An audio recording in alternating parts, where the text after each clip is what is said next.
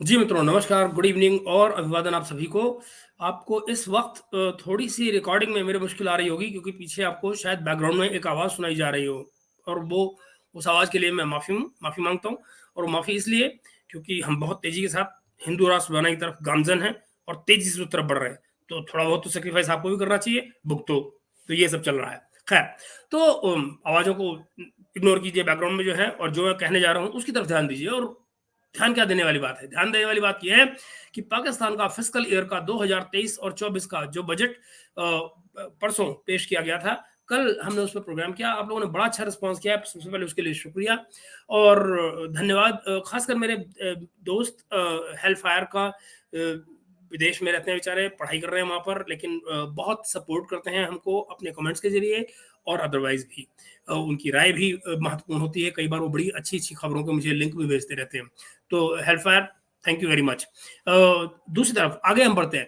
पाकिस्तान की fiscal budget को parliament में परसों पेश कर दिया जा चुका है और उसके बाद तमाम इकोनॉमिस्ट ने इसका एनालिसिस भी दे दिया है। तो ज़ाहिर है इस सब के बीच में एक बात को लेकर, यानी तमाम इकोनॉमिस्ट को ले की जो बातें हैं, उनमें एक बात को लेकर सहमति बनी हुई है और वो ये कि गवर्नमेंट ने कॉशन को, जिसको अंग्रेजी का मुहावरा है कि thrown caution to the wind, बिल्कुल ऐसी की तैसी में जाए दुनिया, हम तो वही करेंगे जो हमें करना है वाली बात।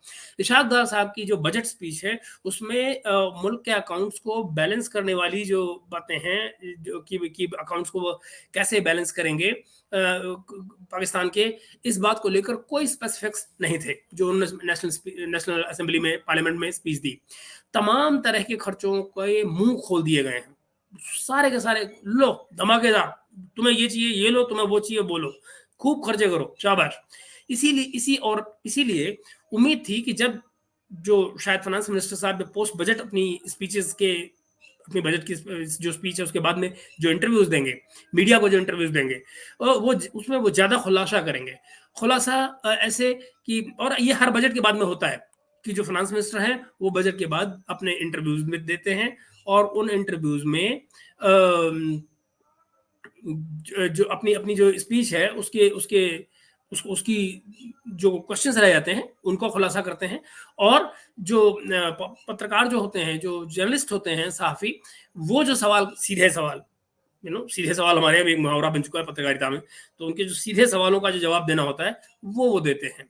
तो लेकिन पोस्ट स्पीच जो उनके बजट, पोस्ट बजट इंटरेक्शन जो शुरू होने वाले थे, पोस्ट बजट स्पीच इंटरव्यू जो शुरू होने वाले थे, उनसे पहले ही इशराक डार साहब ने एक जोर का धमाका धीरे से कर दिया और वो ये कि पाकिस्तान गवर्नमेंट डेट की जो रीस्ट्रक्चरिंग को कंसीडर कर रही है, यानी इस बारे में वो सीरियसली गौर कर रही है कि जो डेट है उनका, उसको रीस्ट्रक्चरिंग के लिए they should go for that option, कि हमको रीस्ट्रक्चरिंग के लिए जाना है। इस बात ने हर तरफ हलचल मचा दी। हलचल क्यों मचा दी? क्योंकि ऐसा कहकर सरकार पहली बार ये मान रही थी कि सरकार को भी अभी लगने लगा है कि करंट फिस्कल ईयर में वो अपने फाइनेंशियल ऑब्लिगेशंस को पूरा नहीं कर पाएगी। सरकार ने भी मानना शुरू कर दिया है, ऐसा इस बात से जाहिर है, नजर आया। ऐसे में पोस्ट बजट इंटरैक्शंस में रीस्ट्रक्चरिंग को लेकर होने वाले सवालों की भरमार थी, होना ही था। और आप क्या अपेक्षा करते हैं ऐसे में?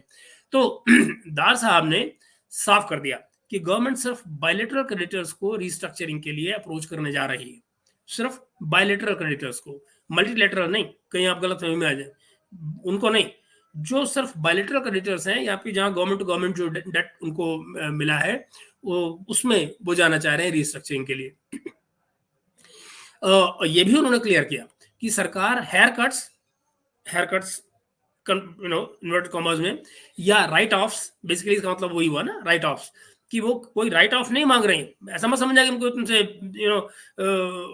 मुफ्तखोरी कर रहे हैं कि भाई हमारा इतना कर्जा आप माफ कर दीजिए, वो नहीं कर रहे हैं। वो कह रहे हैं हम बायलैटरल में, इसको और दूसरे लफ्जों में कहा जाए हेयर कट को या राइट ऑफ को, कि सरकार अपनी देनदारियों से नहीं भाग रही है, बस अपनी लायबिलिटीज को सेटल करने के टाइम फ्रेम को रिस्ट्रक्चर करवाना चाह रही है, या फिर यूं कहें कि लोन्स को रिस्ट्रक्चर करवाना चाह रही है, जो उनकी देनदारियां हैं उनको, कि भाई मान लीजिए 3 साल में वापस करना था, तो भाई आप इसको जरा 5 साल में कर लीजिए और इस बीच में इसका जो इंटरेस्ट है वो हम आपको देते रहेंगे।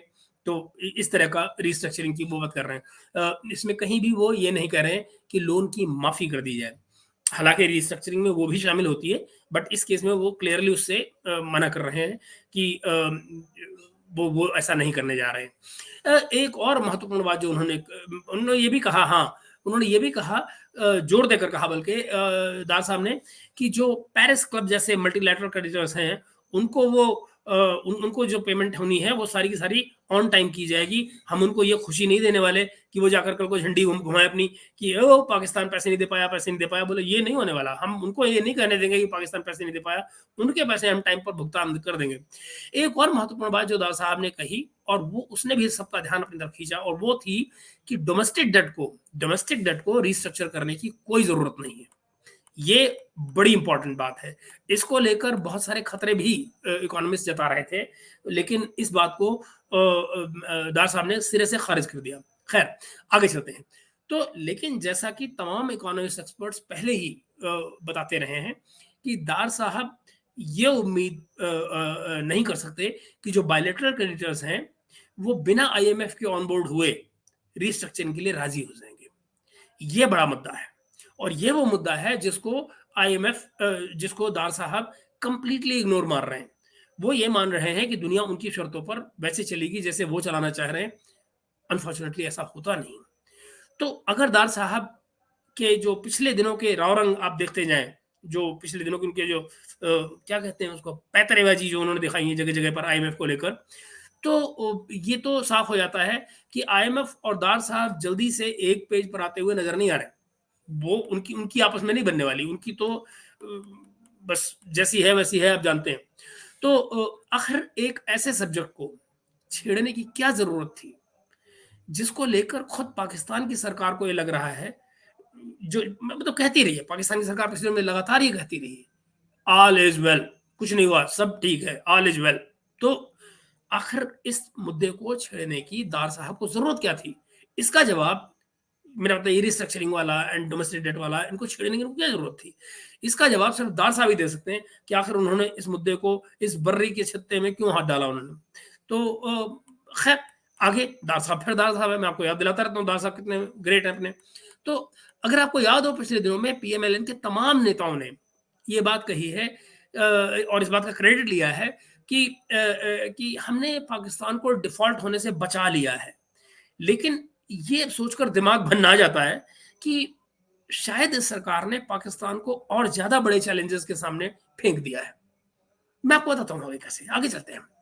ये बजट अगर जिस फॉर्म में ये है, इसी फॉर्म में पास हो जाता है, तो याद रखिए आप, इस सरकार के लिए या चुनाव के बाद जो भी सरकार आती है उसके लिए आईएमएफ से नेगोशिएट करना और भी मुश्किल हो जाएगा।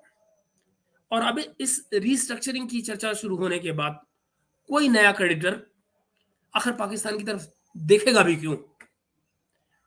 तो पाकिस्तान को ठीक ठाक चलते हुई मिस्टर इस्माइल वाली पॉलिसी से खींचकर इस ढर्रे पर डालकर और इन तमाम मुसीबतों के सामने नए सिरे से फेंक देने के लिए ऐसे महान इशाक डार साहब की जय हो, जय हो और जय हो।